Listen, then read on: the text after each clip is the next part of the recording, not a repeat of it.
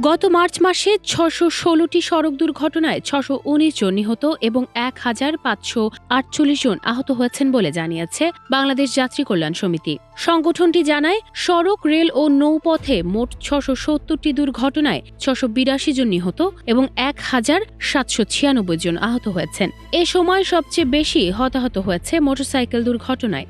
এতে ২৩৭ জন নিহত ও ১৯৭ জন আহত হয়েছেন, যা মোট দুর্ঘটনায় মোট নিহতের ৩৮.৬১%। শনিবার সংগঠনটির মহাসচিব মোহাম্মদ মোজাম্মেল হক চৌধুরী সই করা এক বিজ্ঞপ্তিতে এ তথ্য জানানো হয়। দেশের জাতীয়, আঞ্চলিক ও অনলাইন সংবাদপত্রে প্রকাশিত সড়ক, রেল ও নৌপথের দুর্ঘটনার সংবাদ মনিটরিং করে এ প্রতিবেদন তৈরি করা হয়েছে বলে জানিয়েছে সংগঠনটি।